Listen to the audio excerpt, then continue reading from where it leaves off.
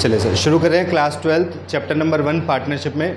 Topic का जो नाम है वो है बेटा fundamental of partnership. Fundamental of partnership में देखो क्या क्या टॉपिक थे, अपने को क्या क्या करना है। अगर चैप्टर नंबर 1 की बात करें तो टोटल मिला के क्या क्या टॉपिक समझने वाले हैं सर। सबसे पहले हमें समझना है profit and loss appropriation account वो कैसे बनेगा। सेकंड हमें समझना है सर कैपिटल अकाउंट कैसे बनेगा। कैपिटल के दो केस थे बेटा, हमारी कैपिटल जब फिक्स है तब क्या होगा और कैपिटल जब फ्लक्चुएटिंग है तब क्या होगा हमारा। क्लियर। तीसरा केस जो था बेटा अपना वो था कैपिटल एडजस्टमेंट का, सॉरी कैपिटल एडजस्टमेंट कह रहा हूँ, पास्ट एडजस्टमेंट का। ठीक है, पास्ट एडजस्टमेंट, मुझे पास्ट एडजस्टमेंट की एंट्रीज करनी होती है, वो कैसे करनी है वो देखेंगे। और फोर्थ जो केस रहता है बेटा वो गारंटी का रहता है कि अगर कोई पार्टनर गारंटी दे रहा है तो उसको कैसे सॉल्व करेंगे। चार टॉपिक कुल मिला के चैप्टर नंबर 1 में अपने पास कवर होते हैं। ठीक है, ये चारों चैप्टर हो गए, पूरा का पूरा चैप्टर खत्म हो गया समझो। क्लियर। अब इसमें जो गारंटी वाला टॉपिक है बेटा ये वाला, ये मैं तीसरे नंबर पे ले आऊँगा और पास्ट एडजस्टमेंट में को मैं 4th नंबर पे लेकर जाऊँगा, क्योंकि गारंटी का जो टॉपिक है वो और कुछ नहीं है, वो P&L एप्रोप्रिएशन और कैपिटल से अकाउंट से रिलेटेड ही है। ठीक है, तो अगर हमें P&L एप्रोप्रिएशन समझ आ गया तो समझो गारंटी का टॉपिक भी हमारा कवर हो चुका है। क्लियर है। तो चलिए पहला टॉपिक शुरू करते हैं, profit and loss appropriation account, और शुरू करेंगे इसके फॉर्मेट के साथ।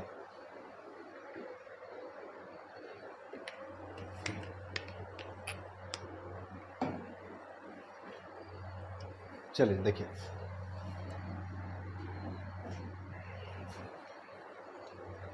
सबसे पहले हम शुरू करें बेटा profit and loss appropriation account का format.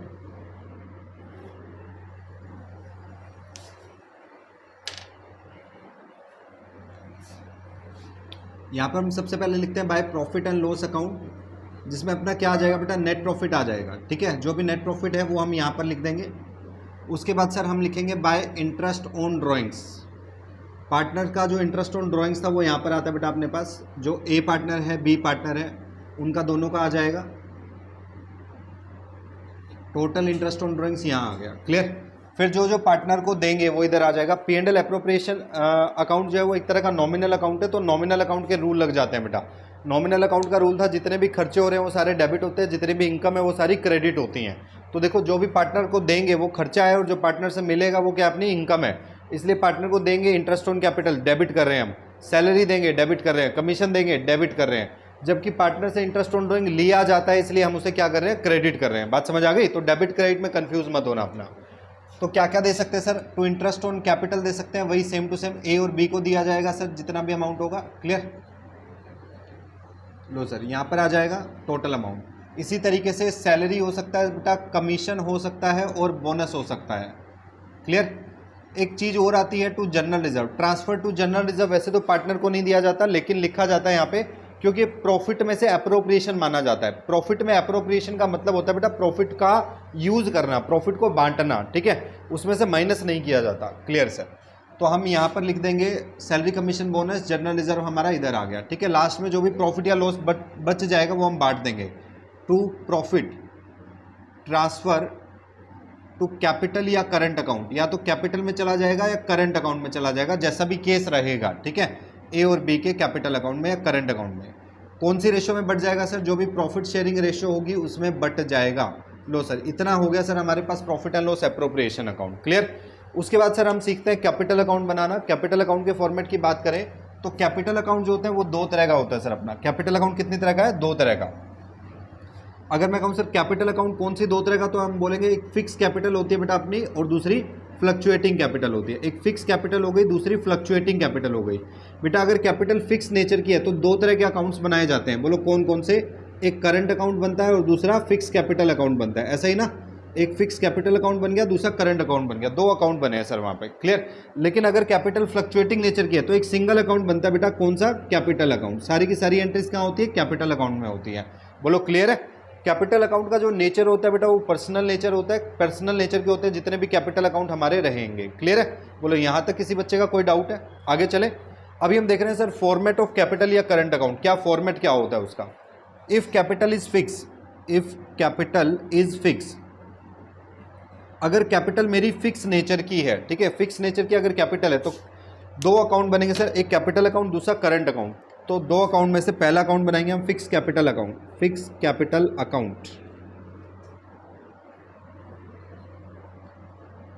Sir fix capital account, capital और करंट अकाउंट दोनों ही कॉलमनर अकाउंट बनाएंगे हम यहाँ पे।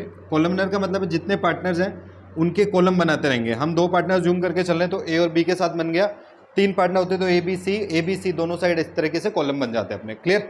अब देखो बेटा इसमें एंट्री क्या की जाती है, फिक्स कैपिटल अकाउंट में कुल गिनती की 4 एंट्रीज होती है, कुल मिला के 4 एंट्री। सबसे पहले बैलेंस बीडी की एंट्री, ठीक है, बैलेंस बीडी इसे बोलते हैं ओपनिंग बैलेंस, बैलेंस बीडी मतलब ओपनिंग बैलेंस, ठीक है, ठीक है सर, ये आ जाएगा यहाँ पर। उसके बाद by bank account, by bank account ये क्या सर, ये है बेटा एडिशनल कैपिटल। क्या है, एडिशनल कैपिटल। कभी कभी पार्टनर और कैपिटल इन्वेस्ट कर देता है, फर्दर कैपिटल इन्वेस्ट कर देता है, उसे हमने क्या बोला, एडिशनल कैपिटल, ठीक है, तो एंट्री क्रेडिट साइड हो जाएगी। फिर हम यहाँ पे लिखेंगे sir to bank account, to bank account. Sir to bank account ये है बेटा कैपिटल विड्रॉ, कैपिटल निकाल लेना, विड्रॉ कर लेना, बिजनेस में पैसा लगाना और बिजनेस से पैसा विड्रॉ कर लेना, ठीक है, लगाया तो इधर आ गया और बिजनेस से पैसा निकाल लिया तो कैपिटल कम हो गई, जिसकी वजह से यहाँ पे एंट्री हो गई। और लास्ट में एक एंट्री हो सकती है sir to balance CD, to balance CD ये एंट्री हो सकती है सर। इन 4 के अलावा कैपिटल अकाउंट में, फिक्स कैपिटल अकाउंट में, कौन से वाले की बात कर रहा हूँ, फिक्स कैपिटल अकाउंट में, बेटा वर्ड ध्यान रखना, फ्लक्चुएटिंग है तो ऐसा नहीं कि 4 एंट्री होगी, फिक्स कैपिटल अकाउंट में कुल मिला के 4 एंट्री होगी, 5वीं कोई एंट्री नहीं होती है इसमें। बात समझ आई बेटा, क्लियर है। अगर कैपिटल नेचर फिक्स है तो साथ में कोर अकाउंट बनेगा बेटा, कौन सा, करंट अकाउंट, ठीक है, हम साथ में बनाएंगे बेटा करंट अकाउंट। लो सर, सबसे पहले एंट्री करेंगे sir balance BD. Sir balance BD current account का अपोजिट साइड भी हो सकता है, इफ एनी, इसे हम बोलेंगे सर डेबिट बैलेंस। अगर करंट अकाउंट का बैलेंस डेबिट दे रखा है तो डेबिट साइड में बैलेंस बीडी हो जाएगा, कुछ नहीं बोला हुआ तो क्रेडिट साइड में बैलेंस बीडी होगा, ठीक है। इसके बाद जो जो पार्टनर को मिला था वो यहाँ पे आ जाएगा। सर पार्टनर को क्या क्या मिला था, देखो यहाँ पे हमने क्या क्या दिया था, इंटरेस्ट ऑन कैपिटल यहाँ पर आ गया sir. Sir by salary, commission, bonus अगर कुछ भी मिला है तो भी इधर आ जाएगा सर। सर अगर प्रॉफिट मिला है पार्टनर को तो profit and loss appropriation account, profit loss appropriation account का प्रॉफिट अगर बैलेंस हुआ तो इधर बढ़ जाएगा, ठीक है, लॉस हुआ तो यहाँ बढ़ जाएगा, तो हम बोलेंगे sir to profit and loss appropriation account, कौन सा बैलेंस, लॉस का बैलेंस यहाँ हो गया। इसके बाद टू ड्राइंग्स, ड्राइंग्स यहाँ पे आ गई, और टू इंटरेस्ट ऑन ड्राइंग्स, ठीक है, ये भी यहाँ पर आ जाएगी अपने पास। कुल मिला के ये एंट्री होती है सर, बात खत्म, अकाउंट खत्म हो जाएगा यहाँ पे, क्लियर है। सर ड्राइंग्स अगर नॉर्मल ड्राइंग्स दी हुई है तो यहाँ पर एंट्री होती है, लेकिन अगर ड्राइंग्स आउट ऑफ कैपिटल बोला, आउट ऑफ कैपिटल, तो ये वाली एंट्री होती है, क्लियर है, बात समझ आई। दोनों ड्राइंग्स हैं लेकिन दोनों अलग अलग है। एक तो होता है बेटा पैसा परमानेंट निकाल लेना, कैपिटल अकाउंट में आ गया, पैसा टेम्परेरी निकाल लेना, बाद में पैसा वापस रखा जाएगा, तो मैंने यहाँ पर एंट्री कर दी ड्राइंग्स अकाउंट की। बोलो कोई डाउट है यहाँ तक, पक्का। अच्छा सर अगर कैपिटल जो है इसके बाद एक और काम करते हैं बेटा, बैलेंस सीडी निकालेंगे, टू बैलेंस सीडी यहाँ पर बचेगा अपना, कभी कभी यहाँ पर भी बच जाता है by balance CD if any, if any का मतलब हो सकता है, चांस कम रहते हैं क्योंकि ये नेगेटिव बैलेंस है, ठीक है, बट हो सकता है, ऐसा नहीं है कि नहीं हो सकता। अब अगर कोई आपसे पूछे क्या फिक्स कैपिटल का नेगेटिव बैलेंस हो सकता है, your answer will be no, कभी भी नहीं हो सकता इसका नेगेटिव बैलेंस। क्यों नहीं हो सकता सर, देखो कहीं पे भी मैंने लॉस एडजस्ट किया है क्या इसमें, जब लॉस एडजस्ट ही नहीं किया तो नेगेटिव कैसे जाएगा, ठीक है, लेकिन इसमें ध्यान से देखो लॉस भी एडजस्ट किया है, तो लॉस एडजस्ट किया तो करंट अकाउंट का बैलेंस नेगेटिव भी जा सकता है। बोलो बात क्लियर है यहाँ तक, डन। सर अगर कैपिटल जो है वो अपनी फ्लक्चुएटिंग नेचर की है, if fluctuating capital, fluctuating capital में बेटा सारी की सारी एंट्री जो अभी हमने की वो सारी की सारी कहाँ हो जाती है, कैपिटल अकाउंट में ही हो जाती है, क्लियर है। लो जी फिर से 2 कॉलम बनाते हैं, पहली एंट्री बैलेंस बीडी, उसके बाद बाय बैंक अकाउंट देखो ये वही एंट्री है जो हमने यहाँ पर की थी एडिशनल कैपिटल की, यहाँ जो मैंने एंट्री की थी बस वही एंट्री मैंने इधर कर दी है, क्लियर है। देखो ये अकाउंट तो जैसे था वैसा बनेगा ही बनेगा, ऊपर वाली और सारी एंट्रीज इसी में मिक्स होने लग जाएंगी क्योंकि एक ही अकाउंट बनाना है अपने को। देखो अब बाकी सारी एंट्रीज यहाँ पे मिक्स हो जाएंगी, bye interest on capital, by salary commission bonus, उसके बाद by profit and loss account, by balance, balance बाद में निकालेंगे चलो, ठीक है, ये वाला क्या कौन सा बैलेंस हो गया, प्रॉफिट का। इसके बाद to profit and loss account, ये कौन सा हो गया सर, लॉस का बैलेंस हो गया। उसके बाद टू ड्राइंग्स यहाँ आ गया सर, टू बैंक अकाउंट, ये परमानेंट ड्राइंग हो गई, बैंक अकाउंट से अगर करें तो परमानेंट विड्रॉल, ड्राइंग करें तो normal withdrawal, to interest on drawings, to balance CD. लो सर कैपिटल अकाउंट हो जाएगा खत्म हमारा, इतना सा काम है अपना, क्लियर है। तो हमने क्या देखा sir, profit and loss appropriation account का फॉर्मेट, हमने फिक्स कैपिटल अकाउंट होगा तो दो अकाउंट बनेंगे, फिक्स कैपिटल अकाउंट और करंट अकाउंट, इसका फॉर्मेट। अगर कैपिटल फ्लक्चुएटिंग है तो एक सिंगल अकाउंट बनेगा, उसका फॉर्मेट। ये तीन चीज़ें अपनी कवर हो गई।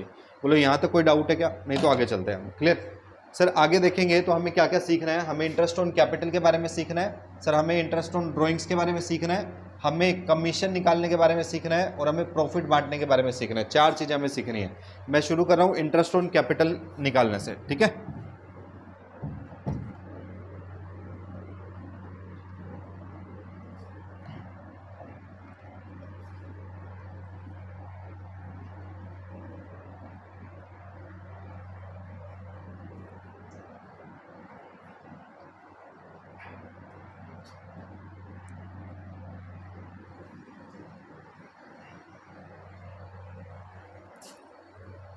चलिए देखिए, इंटरेस्ट ऑन कैपिटल की अगर बात करें बेटा, तो इंटरेस्ट ऑन कैपिटल में दो ही चीज़ें सीखनी होती है हमें। पहला इसका कैलकुलेशन का होता है, दूसरा इसका ट्रीटमेंट का होता है, ठीक है। कैलकुलेशन की अगर बात करूँ बेटा इंटरेस्ट ऑन कैपिटल की, तो ये प्रोपोर्शनेट बेस पे कैलकुलेट होगा। जितना टाइम पैसा इस्तेमाल किया उतने टाइम का क्या निकाल देना है? इंटरेस्ट निकाल देना। क्लियर?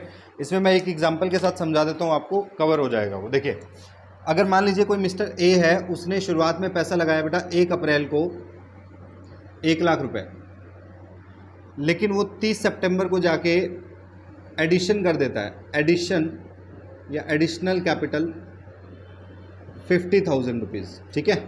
फिर ये 31 दिसंबर को जाके विड्रॉ कर लेता है, विड्रॉ 30,000 रुपीज़। तो मुझे बताना है कि टोटल इंटरेस्ट ऑन कैपिटल कितना होगा ऑन 31 मार्च, ठीक है, at the rate of 12% per annum. 12% की दर से अगर मैं ब्याज लगा रहा हूँ तो मुझे टोटल ब्याज बताना है कितना होगा। क्लियर? बहुत आसान है। 1 अप्रैल को पैसा लगाया था बेटा 1 लाख, तो मैं इसको टाइमलाइन बना के समझाता हूँ। 1 अप्रैल को पैसा लगाया था बेटा 1 लाख, यहाँ पर 1 लाख रुपये लगाया था। क्लियर? 30 सितंबर को एडिशन कर दी 50,000, तो मैं मान लेता हूँ यहाँ के 30 सितंबर आ रही है मेरी, यहाँ पर ऐड कर दिया, तो अब ये पैसा कितना हो चुका है? 1.5 लाख रुपये। फिर 31 दिसंबर को इसने 30,000 रुपये निकाल लिए, यहाँ पे मान लेते हैं 31 दिसंबर को इसने पैसा निकाल लिया, 30,000 रुपये निकाल लिए 1.5 लाख में, तो यहाँ पे पैसा कितना बच गया होगा बेटा? 1,20,000 रुपये ये बच गया अपने पास। क्लियर है? बात समझ आई? अब देखो, अप्रैल से लेकर सितंबर तक इसने 1 लाख रुपये इस्तेमाल किया, ठीक है। कितना टाइम हो गया सर? अप्रैल, मई, जून, जुलाई, अगस्त, सितंबर, 6 महीने। तो यानी ये 6 महीने इसने कितना रुपये इस्तेमाल किया सर? 1 लाख रुपये इस्तेमाल किया। इसके बाद कितना होगा था? 1.5 लाख। सितंबर से लेके दिसंबर तक इसने 1.5 लाख रुपये इस्तेमाल किया। सितंबर के बाद अक्टूबर, नवंबर, दिसंबर, कितना टाइम हो गया? 3 महीने। सर ये 3 महीने इसने कितना रुपये इस्तेमाल किया? 1,50,000 रुपये, ठीक है। उसके बाद जो है इसने 1,20,000 इस्तेमाल किया। तो जनवरी, फरवरी और मार्च, यानी बाकी बचे हुए 3 महीने इसने कितना इस्तेमाल किया सर? 1,20,000 रुपये इस्तेमाल किया। ब्याज लगाना 12% की दर से लगा दो सर।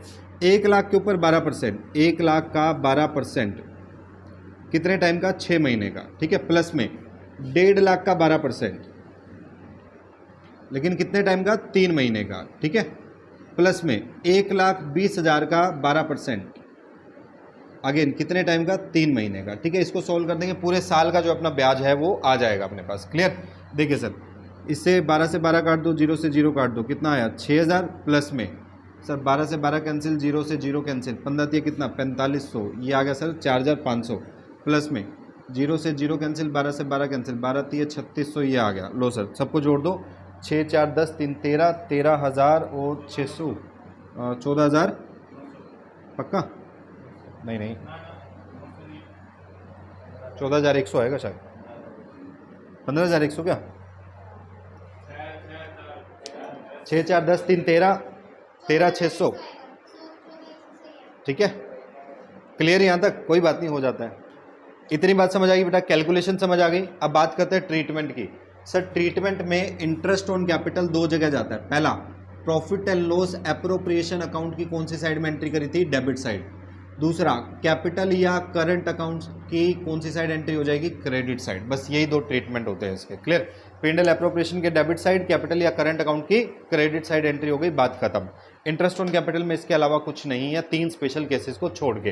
बोलो यहाँ तो कोई डाउट है क्या?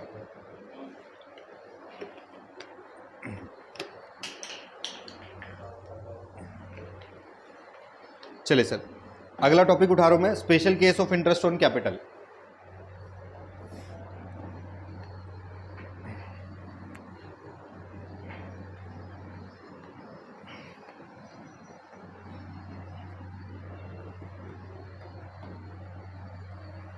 देखिए जी, ध्यान दीजिए,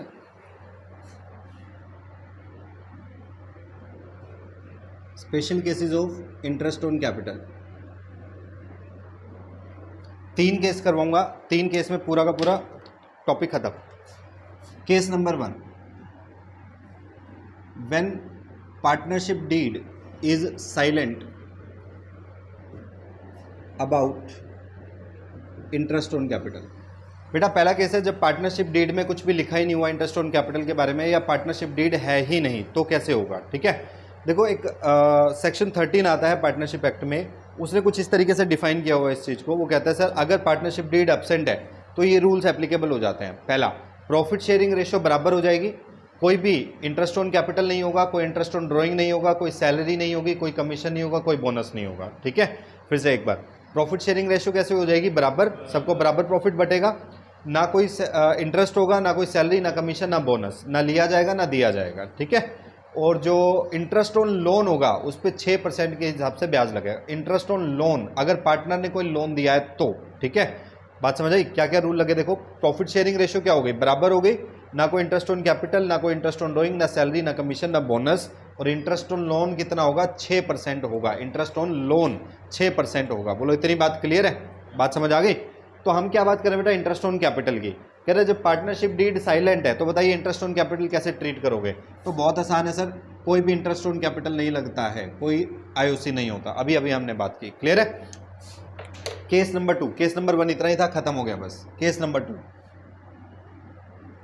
कहते हैं sir when partnership deed provide for IOC, मतलब आईओसी के लिए बोला तो है but silent about its treatment, silent about its treatment. समझो बेटा, ट्रीटमेंट वर्ड का मतलब क्या है यहाँ पे? ठीक है, मैं कहता हूं ट्रीटमेंट में 2 चीजें शामिल होती हैं। देखिए जी, एक होता है बेटा appropriation out of profit, appropriation out of profit. एक होता है बेटा चार्ज अगेंस्ट प्रॉफिट।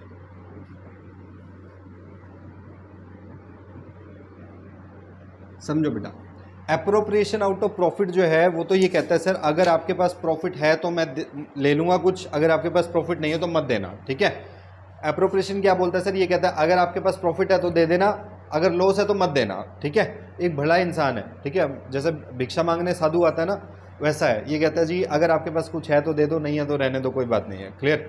लेकिन ये जो है चार्ज अगेंस्ट प्रॉफिट, ये कोई साधु इंसान नहीं है बेटा, ये कौन था? ये पूरा वसूली है। ये क्या कहेगा? आपके पास है या नहीं है, मुझे अरेंज करके देना पड़ेगा, मुझे मतलब नहीं है। क्लियर है बेटा? जो चार्ज होता है, चार्ज अगेंस्ट प्रॉफिट, ये आपको देना ही देना पड़ता है। जैसे इस बिल्डिंग का रेंट, ठीक है, मैं इस बार ये बोलूँ कि बच्चों ने फीस नहीं दी तो मैं इस बार रेंट नहीं दूंगा, भूल जाओ अपना रेंट, तो अंकल मानेंगे नहीं मानेंगे? ठीक है, वो कहेंगे मुझे मतलब थोड़ी है, मुझे तो क्या चाहिए? रेंट चाहिए। इसका मतलब वो कौन है? वसूली है। वो क्या हो गए? चार्ज अगेंस्ट प्रॉफिट हो गए। ठीक है, लेकिन अगर मैं घर पे जाके मम्मी को बोलूँ कि मम्मी इस बार पैसा नहीं है, ठीक है, तो मम्मी क्या बोलेगी? चल रहने दे, पैसा नहीं है तो इस बार। क्लियर? तो वो कौन हो गए? Appropriation out of profit. बात समझ आ गई बेटा? क्लियर? तो एप्रोप्रिएशन कब दिया जाता है? जब सिर्फ प्रॉफिट हो रहा हो तभी। लेकिन चार्ज कब देना पड़ेगा? चाहे प्रॉफिट हो चाहे लॉस हो, आपको चार्ज देना ही देना पड़ेगा। बोलो बात क्लियर है? तो इसने क्या बोला? पार्टनरशिप डीड ने ये तो बताया हुआ कि इंटरेस्ट ऑन कैपिटल देना है, लेकिन ये नहीं बताया दोनों में से क्या मान के चले, चार्ज माने कि एप्रोप्रिएशन माने। तो मैं चार्ज का नाम रख देता हूं, इसका नाम वसूली है। ठीक है, इसे वसूली माने या इसे भला इंसान माने, हमें कुछ भी नहीं बता रखा। ठीक है, भला मानुष बोल देते हैं हम इसको। क्लियर?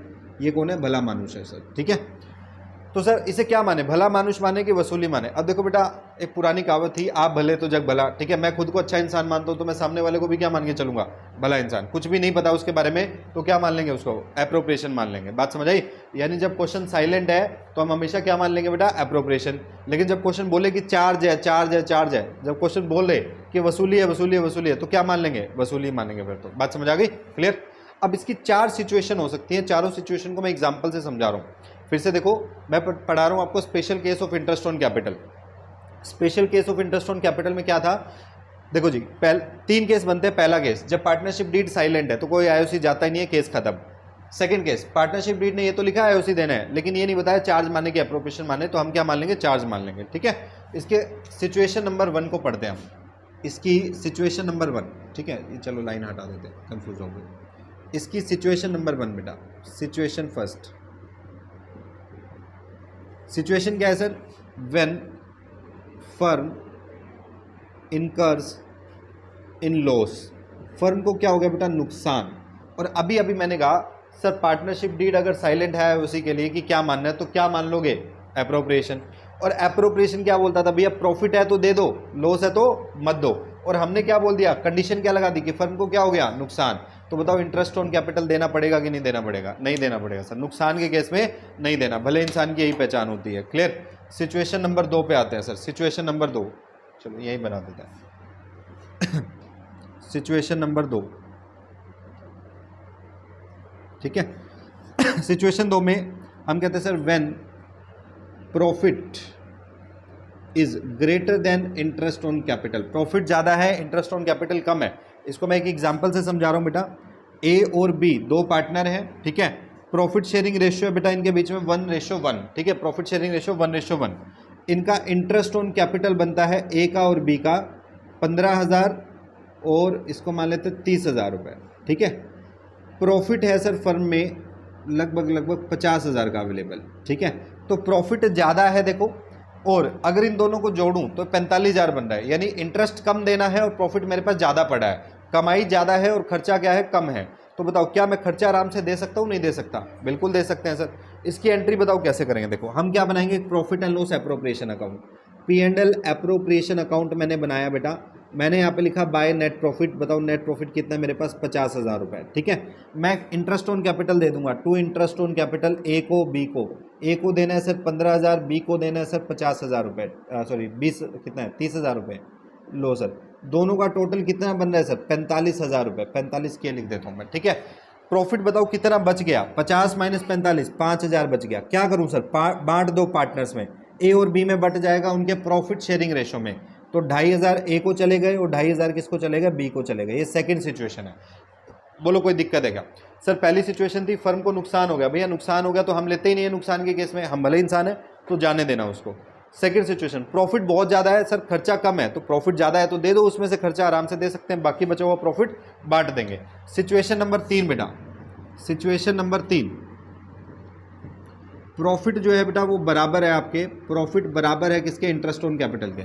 चलो इसी एग्जांपल में अगर मैं प्रॉफिट को 50 की बजाय कितना कर दूं, 45,000 कर दूं, तो क्या हम ऐसा कर सकते हैं क्या, भैया 45 के बराबर ही है ना, खर्चा दे सकते हैं बिल्कुल आराम से, तो दे देंगे।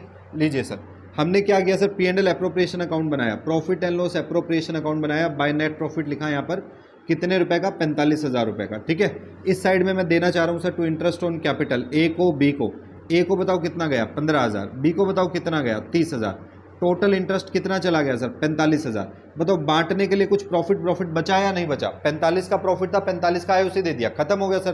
क्लियर, बांटने के लिए कुछ नहीं बचा तो मत बचने दो, क्या दिक्कत है, समझ आया यहाँ तक। चौथी सिचुएशन समझो सर, चौथी सिचुएशन जो है वो सबसे ज्यादा इंपॉर्टेंट सिचुएशन है इसमें। सिचुएशन नंबर 4 सर मैं कह रहा हूँ वही एग्जांपल मैंने लिया, ए और बी 1:1 में प्रॉफिट बांटते हैं, इंटरेस्ट ऑन कैपिटल दे रखा बेटा दोनों का, ए का है 15,000 रुपये, बी का है बेटा 30,000 रुपये। लेकिन इस बार जो प्रॉफिट है वो अपने पास कुछ कम है, वो है 30,000 रुपये, ठीक है। प्रॉफिट कितना है 30,000 रुपये। अब इसको कैसे बांटा जाए ये चीज़ हमें समझनी है, ठीक है। देखो अगर मैं ऐसा करता हूँ कि 30,000 प्रॉफिट बी को दे दूँ तो ए नाराज, और ए को 15 दे दूं, बी को 15 दे दूं तो भी बी नाराज। बी क्यों नाराज सर, बी कहेगा इसको पूरा 100% पैसा दे दिया, मेरे को मेरा आधा पैसा वापस मिला, ठीक है। तो इसके लिए हम क्या करेंगे सर, हम एक वर्ड यूज करेंगे, that word is ratio of appropriation. क्या वर्ड यूज करेंगे, रेशियो ऑफ एप्रोप्रिएशन, ठीक है। देखिए जी क्या होती है समझा देता हूं। हमने वर्ड यूज किया सर रेशियो ऑफ एप्रोप्रिएशन। इसके लिए सिंपल सा कंसेप्ट ये बेटा, जब भी आपके पास प्रॉफिट की कमी हो और बांटने वाला अमाउंट ज़्यादा हो, तो ये देख लो ए को टोटल कितना देना था, बी को टोटल कितना देना था। भैया ए को देना था 15,000, बी को कितना देना था 30,000, ठीक है। इन दोनों की रेशो बना लो, रेशो बनाएंगे तो 15 एकम 15, 15 दूनी 30, कितनी बन गई 1:2। और जो अवेलेबल प्रॉफिट है, अवेलेबल प्रॉफिट कितना है 30,000, इस 30,000 को इस रेशो में बांट दो, ठीक है। तो इसमें ए की हिस्सेदारी आ जाएगी, देखो 30,000 गुना में 1/3, ठीक है, कितना आ गया सर 10,000। क्लियर। अच्छा बी की हिस्सेदारी आ जाएगी सर इसमें 30,000 गुना में 2/3 कितना आ गया जी 20,000 रुपये। लो सर, अब अगर हम ध्यान से देखें तो ए को भी अपना 2/3 हिस्सा मिल गया और बी को भी अपना 2/3 हिस्सा मिल चुका है, ठीक है, मतलब न्याय हो चुका है सर। तो हम इसकी एंट्री देखो कैसे करेंगे sir, by net profit 30,000 to A's capital account और बीज कैपिटल अकाउंट। ए के कैपिटल अकाउंट में कितना चला गया 10,000, बी के कैपिटल अकाउंट में कितना चला गया 20,000, दैट्स ऑल। लो सर, खत्म हो गया 30,000। ये 5 स्टार सिचुएशन है बेटा, इसके ऊपर क्वेश्चन आ जाता है कभी कभी, ध्यान रखना है। जब भी ऐसा कभी केस आए कि प्रॉफिट जो है वो हमारा कम है और बांटने वाली अमाउंट ज़्यादा है, तो जो बांटने वाली अमाउंट है उसकी रेशियो बनाना और अवेलेबल प्रॉफिट को उसमें बांट देना, ठीक है। क्लियर है यहाँ तक, कोई डाउट है? आगे चल सकते हैं, चलिए जी तीसरा केस समझते हैं। देखो हमने क्या क्या किया सर, हम पार्टनरशिप इंटरेस्ट ऑन कैपिटल के स्पेशल केस कर रहे हैं। केस नंबर 1 में पार्टनरशिप डीड साइलेंट थी, कोई ट्रीटमेंट नहीं होता था। सेकंड सिचुएशन में हमें बोला था आईओसी तो देना, लेकिन ट्रीटमेंट नहीं बताया था, तो हमने एप्रोप्रिएशन मान लिया। इसकी 4 सिचुएशन थी बेटा। एप्रोप्रिएशन जब भी मानेंगे तो इसका मतलब था कि लॉस के केस में कुछ भी नहीं देंगे, प्रॉफिट के केस में देंगे सिर्फ, ठीक है। तो सिचुएशन नंबर 1, फर्म को लॉस हो जाए, कोई कुछ भी नहीं करना सर, आईओसी देना ही नहीं है। सेकंड सिचुएशन, प्रॉफिट ज़्यादा है आईओसी कम है, तो भैया ज़्यादा प्रॉफिट है तो उसमें से आईओसी दे दो, बचा हुआ प्रॉफिट बांट दो, ठीक है। थर्ड सिचुएशन हमने की सर जहाँ पे प्रॉफिट इक्वल है आईओसी के, तो आईओसी बांट सकते थे, प्रॉफिट नहीं बांट सकते थे, ठीक है। फोर्थ सिचुएशन थी सर जहाँ पे खर्चा ज़्यादा है और प्रॉफिट कम है, तो खर्चे की रेशियो बनाओ और अवेलेबल प्रॉफिट को उस रेशियो में बांट दो, बात खत्म अपनी। बोलो क्लियर है यहाँ तक? डन। अगला टॉपिक जो आता है बेटा अपना, देखिए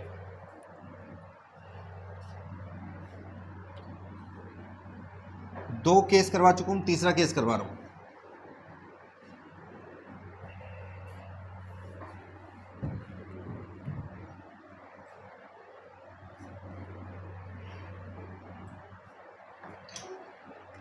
केस नंबर 3 है बेटा अपने पास, when IOC is to be treated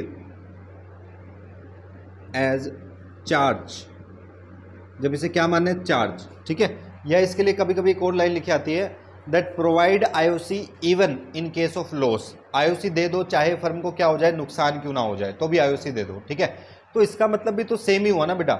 charge के केस में क्या करते हैं कि भैया लॉस के केस में भी आईओसी देना पड़ेगा, ऐसा बोलते हैं, वसूली हो गया, ठीक है। तो बिल्कुल चार्ज के केस में भी वही हुआ, और दूसरी लाइन भी ने भी तो यही बोला कि provide IOC even in case of loss, चाहे नुकसान ही हो रहा हो उस केस में भी आपको क्या करना है, आईओसी प्रोवाइड करना है। बोलो कोई डाउट याद है बेटा?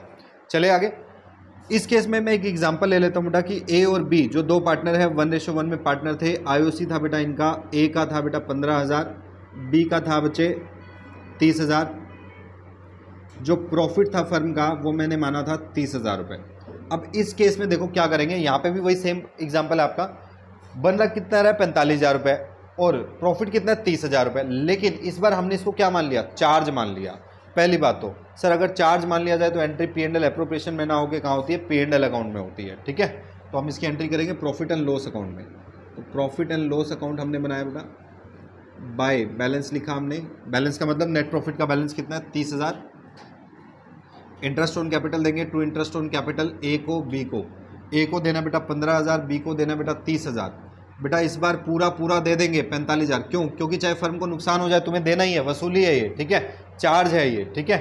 अच्छा 45 दे देंगे 30 में से, तो 15,000 का क्या हो गया, नुकसान हो गया अपना। नुकसान को बांट देंगे sir by loss transfer to A and B capital account. Equal ratio थी तो 7,500 का लॉस इसका आ गया, 7,500 का नुकसान इसका आ गया। बोलो बात क्लियर? यहाँ पे क्वेश्चन हो जाता है, ये टॉपिक हो जाता है खत्म अपना, हो जाएगा जी यहाँ तक। नेक्स्ट आता है सर अपने पास इंटरेस्ट ऑन ड्राइंग्स का टॉपिक। इंटरेस्ट ऑन ड्राइंग्स समझते हैं, चलिए।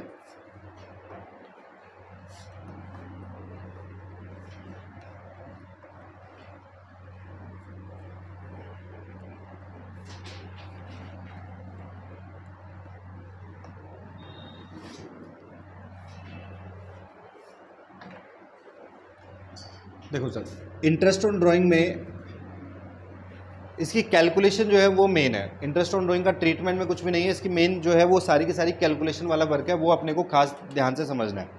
इंटरेस्ट ऑन ड्राइंग की कैलकुलेशन के लिए बेटा सबसे पहले अपने को चेक करना है सर, दो कंडीशन पूरी होती है या नहीं होती। दो कंडीशंस चेक करके चलना, ठीक है। पहली कंडीशन थी इक्वल अमाउंट होना चाहिए आपका, दूसरी कंडीशन थी इक्वल टाइम होना चाहिए, ठीक है, टाइम गैप जो है वो बराबर होना चाहिए।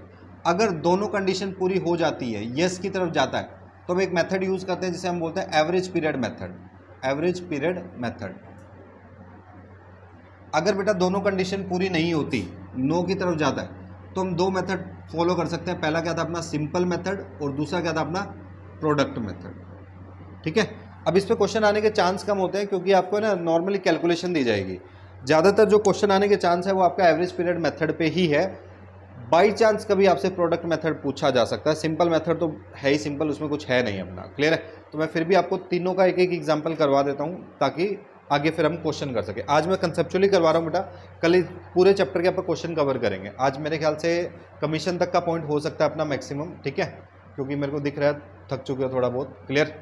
या देख लेंगे सिचुएशन, जैसे भी कंटिन्यू कर सके तो हम कंटिन्यू कर लेंगे। ठीक है, चलिए जी। तो एवरेज पीरियड मेथड में सबसे पहले मैं सिंपल और इसमें आता हूँ प्रोडक्ट में। एग्जांपल ले लेता हूँ बेटा इसका।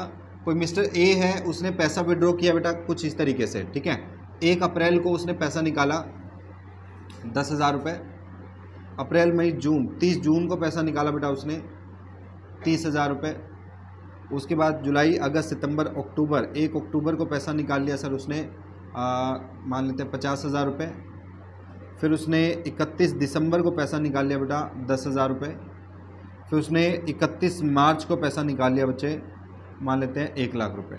ठीक है, इस तरीके से उसने पैसा विड्रॉ किया है। क्लियर? अब अगर मुझे सिंपल इंटरेस्ट के तहत आईओडी निकाल रहा हूँ, इंटरेस्ट ऑन ड्राइंग्स निकालना है मुझे at the rate of 12% per annum, तो मुझे बताइए सर कितना ब्याज जो है वो बनेगा। बड़ा सिंपल है सर। सिंपल के हिसाब से तो हम हर एक का अलग इंटरेस्ट निकालेंगे और क्या कर देंगे, जोड़ देंगे सबको। तो मैंने क्या किया सर, 10,000 का अलग इंटरेस्ट निकाल लिया, 10,000 का 12%, और इसका तो पूरे 12 महीने का ब्याज लग जाएगा सर, क्योंकि 1 अप्रैल से लेकर 31 मार्च तक का ब्याज लगाना है मुझे। ठीक है, तो अप्रैल से मार्च पूरे 12 महीने हो गए। तो ये 0 से 0 कैंसिल सर, 12 से 12 कैंसिल, कितना आ गया 1,200 रुपये। 30 जून में देखो सर 30,000 रुपये निकाले, इसका भी लगाएंगे 12%, लेकिन 30 जून से यानी जुलाई अगस्त सितंबर अक्टूबर नवंबर दिसंबर जनवरी फरवरी मार्च, यानी 9 मंथ्स का ब्याज लगा देंगे 9/12 करके। 12 से 12 कैंसिल, ये हुआ जी 9×3 = 27, 2700 रुपये, सॉरी 9×3 = 270 रुपये। क्लियर? अच्छा, इसके बाद है जी 50,000 रुपये निकाले हैं, 50,000, इसका भी 12% का ब्याज लगा देंगे। 2700 आएगा क्या? अच्छा मैंने गलती कर दी, ये लो जी। 50,000 का भी 12% निकाल देंगे। ठीक है, लेकिन कितने टाइम का, अक्टूबर से काउंट करेंगे, अक्टूबर नवंबर दिसंबर जनवरी फरवरी मार्च, यानी 6 महीने का। ये लो जी 6/12, 12 से 12 कैंसिल, 0 से 0 कैंसिल, 5×6 = 30। ठीक है जी, 3,000। अच्छा, उसके बाद इस 10,000 का ब्याज निकाल देंगे सर, 10,000, इसका 12%, लेकिन ये 31 दिसंबर को पैसा निकाला है, तो यानी जनवरी फरवरी मार्च 3 महीने का ब्याज लग जाएगा, 3/12। तो 12 से 12 कैंसिल, 0 से 0 कैंसिल, ये आ गया सर 300 रुपये। फिर इस 1,00,000 का ब्याज निकाल देंगे सर, 1,00,000 का 12%। ठीक है, लेकिन सर ये 31 मार्च को है, 0 टाइम बचा हुआ है, तो 0 क्या कहती है सर, जो मुझसे टकराएगा 0 बन जाएगा, तो ये भी क्या बन गया, 0 बन गया सर। क्लियर है? डन। अब इस टोटल को अगर मैं जोड़ दूं तो मेरा क्या आ जाएगा सर, टोटल ब्याज आ जाएगा। देखो जी कितना है, कितना आया, 7,200, ये आ गया sir total interest on drawing. बोलो क्लियर? हमने सिर्फ क्या किया सर, सबका अलग अलग इंटरेस्ट निकाल के जोड़ दिया। बोलो क्लियर है यहाँ तक? ये क्या मेथड है, सिंपल। इसमें सिंपल में कुछ मेथड थोड़ी है सर, ये तो पुराने तरीके अपने। हम क्या करते हैं, हर एक का अलग से ब्याज कैलकुलेट करते हो, जोड़ देते हैं। ठीक है, अगर मुझे प्रोडक्ट मेथड यूज करना हो, प्रोडक्ट मेथड यूज करना हो तो हम कैसे करेंगे। अपना आंसर 7200 आया है। प्रोडक्ट मेथड से सिंपल मेथड से आंसर सेम आता है बेटा। ठीक है, लो जी देखो, प्रोडक्ट मेथड यूज करना तो ये इन्फॉर्मेशन तो मुझे दी होती है, हम क्या एक और इन्फॉर्मेशन निकालेंगे, टाइम लेफ्ट, कितना समय बच गया सर साल खत्म होने में, वो निकाल लेंगे हम। ठीक है, तो अप्रैल से मार्च तक साल खत्म होने में 12 महीने, जून से मार्च तक 9 महीने, 1 अक्टूबर से मार्च 6 महीने, फिर यहाँ 3 महीने, फिर यहाँ पे 0 मंथ। ठीक है, और हम जो अमाउंट है और जो टाइम है उसको मल्टीप्लाई कर लेंगे। 12 × 10,000 1,20,000, 9×3 = 27, 27,000, 5×6 = 30, 3,00,000 रुपये। उसके बाद आ गया अपना 30,000 और ये आ गया सर 0। इसका टोटल कर लो सर, प्रोडक्ट। इसको हम बोलेंगे प्रोडक्ट, गुणनफल। ठीक है, हिंदी में बोलते हैं इसको। ठीक है, प्रोडक्ट बोल देंगे। हमने क्या किया सर, ये अमाउंट दी होती थी, डेट दी होती थी, हमने क्या करा, डेट से साल खत्म होने में कितना समय बच गया वो निकाल लिया, वो समय निकाल के लिख लिया। फिर हमने टाइम को और अमाउंट को मल्टीप्लाई कर दिया, इसको हमने नाम दिया प्रोडक्ट। क्या नाम दे दिया, प्रोडक्ट, यानी गुणनफल क्या हो गया अपना, गुणा क्या आया। फिर इस प्रोडक्ट को हम कर लेंगे बेटा टोटल। प्रोडक्ट को टोटल करो जरा, बताना मेरे को कितना आया, कितना कितना नहीं बेटा, इसका कुछ आना चाहिए 7,20,000 कुछ आना चाहिए इसका। ठीक है, इतना ही आ रहा है। चलिए 7,20,000 कुछ आएगा, इसका जोड़ के देख लेते हैं, नहीं तो ये कितना बेटा 30,000 और मैंने कुछ अच्छा यहाँ पे 2,70,000 आएगा बेटा, मैंने गलती फिर से वही गलती कर दी, एक जीरो आ गया मैं, ठीक है, अगेन वही गलती हो जाती है। चलो 2,70,000 प्लस 30,000 3 लाख कितना गया 6 लाख, 6 और 7 7,20 आ जाएगा अपना, क्लियर। चलिए जी, अब क्या करेंगे बेटा, इंटरेस्ट ऑन ड्राइंग निकालने के लिए देखो क्या करते हैं, वही 12% निकालना है। जो 7,20,000 आया था अपना टोटल ऑफ प्रोडक्ट, इसको हम समीशन बोल देते हैं, समीशन ऑफ प्रोडक्ट, उसके ऊपर आप ब्याज निकाल देंगे 12%। लेकिन हमेशा ये ब्याज जो है वो एक ही महीने का निकलेगा। प्रोडक्ट मेथड में ब्याज हमेशा एक महीने का निकलेगा, ध्यान रखना अपने को, ठीक है। एक महीने का ब्याज निकालेंगे तो बताओ कितना ब्याज आ जाएगा अपना, ये 12 से 12 कैंसिल हो गया सर, 0 से 0 कैंसिल, वही आ जाएगा सर 7200 रुपये, जितना कि अपना सिंपल मेथड में आया था। बोलो क्लियर है यहाँ तक। ये दो मेथड हो गए सर अपने, सिंपल मेथड हो गए, प्रोडक्ट मेथड हो गए। बोलो यहाँ तक किसी बच्चे का कोई डाउट है? आगे चले, डन सर। आईओसी हो गया, आईओडी में सिंपल और प्रोडक्ट मेथड हो गए। हम आते हैं एवरेज पीरियड मेथड पे, ठीक है। एवरेज पीरियड मेथड में बेटा मैं आपको सिंपली एक रट्टा मारने के लिए बोल देता हूँ बस, ठीक है, उसी का रट्टा आपको मारना है, ठीक है। एवरेज पीरियड मेथड में इंटरेस्ट ऑन ड्राइंग का जो फॉर्मूला होता है बेटा, वो होता है आपका एनुअल ड्राइंग। एनुअल ड्राइंग का मतलब हो गया बेटा पूरे साल में कितना पैसा निकाला, गुना में हम बोलेंगे सर रेट ऑफ इंटरेस्ट क्या है, डिवाइड बाय 100, गुना में एवरेज पीरियड कितना निकला, एवरेज पीरियड जो भी निकलेगा डिवाइड बाय कर देंगे उसको 12 से, ठीक है। ये फॉर्मूला लगाना है और अपने पास इंटरेस्ट ऑन ड्राइंग आ जाएगा। एनुअल ड्राइंग का मतलब बेटा मान लीजिए हर साल 5,000, हर महीने 5,000 रुपये निकाले हैं, तो पूरे साल में 12 महीने होते हैं, हर महीने 5,000 निकाले तो 12 महीने यानी 12 पंजे 60,000 रुपये निकाले होंगे, ठीक है, ठीक है सर। अब हमें जो इसमें फोकस करना है वो इस चीज़ पे कि एवरेज पीरियड कैसे निकलेगा। एवरेज पीरियड का फॉर्मूला होता है बेटा time left after first drawing plus time left after last drawing divide by 2 कर देते हैं, एवरेज पीरियड आ जाता है अपने पास, ठीक है। खैर इसको निकालने का तरीका मैं अभी बता देता हूँ आपको।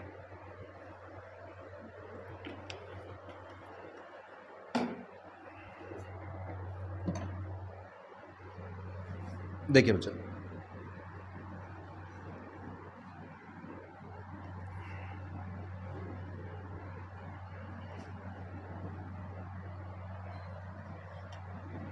मैं निकाल रहा हूं सर एवरेज पीरियड कैसे निकलेगा, देख लेते हैं हम।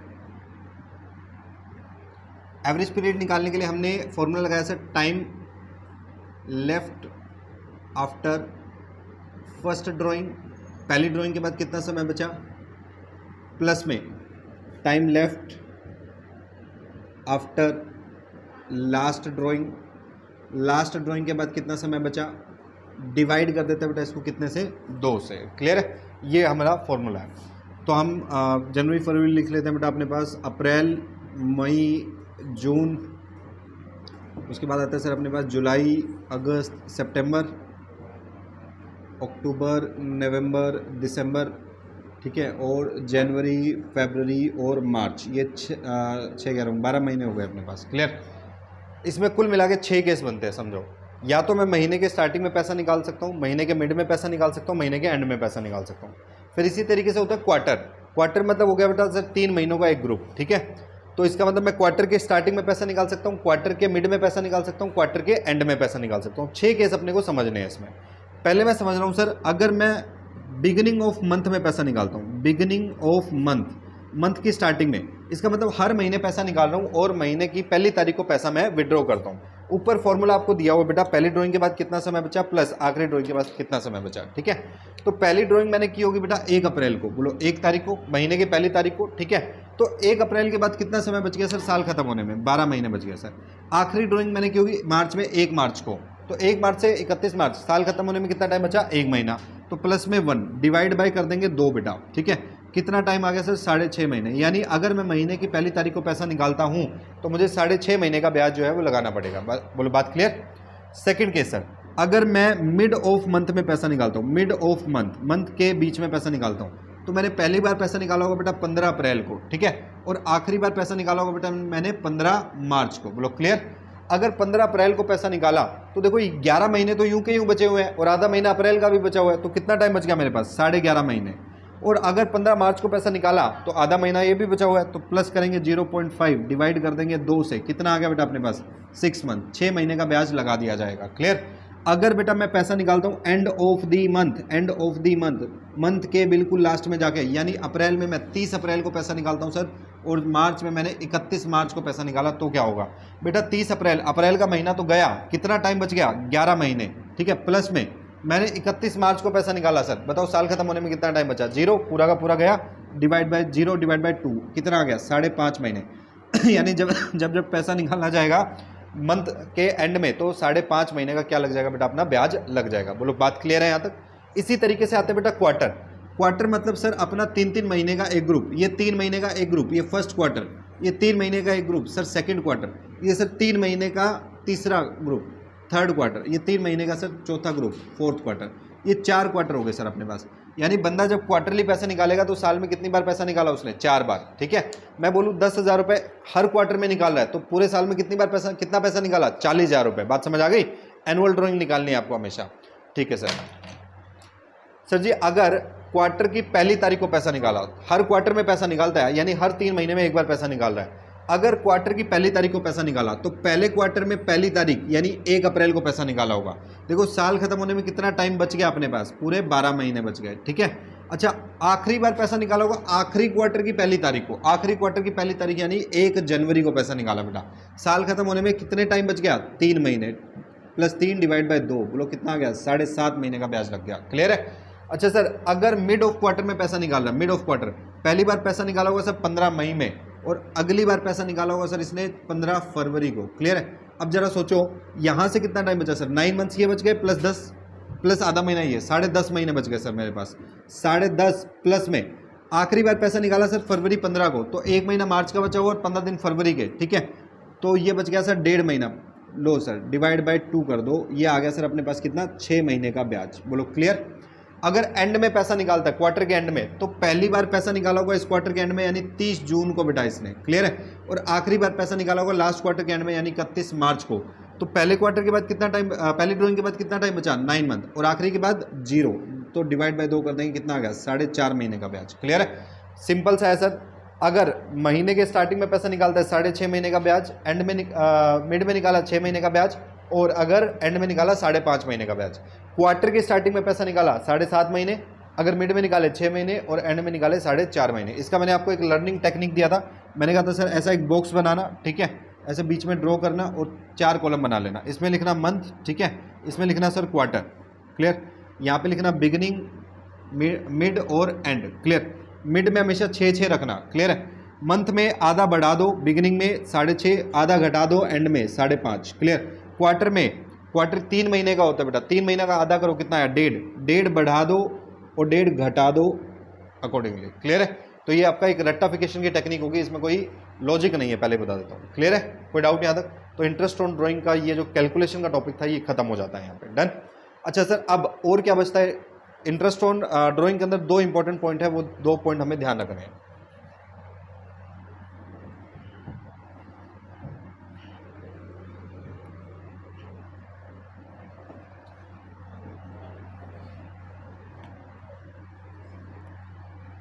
देखिए सर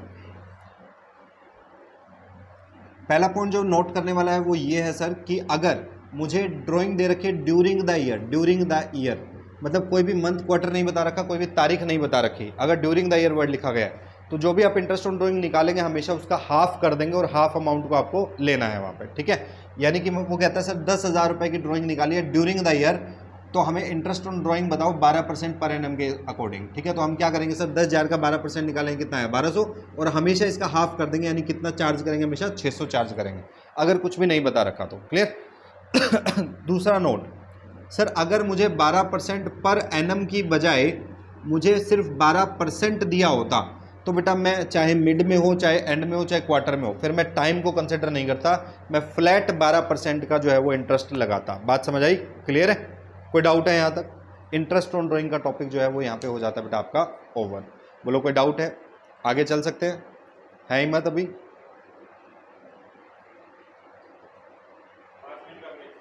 चलो 5 मिनट का ब्रेक ले।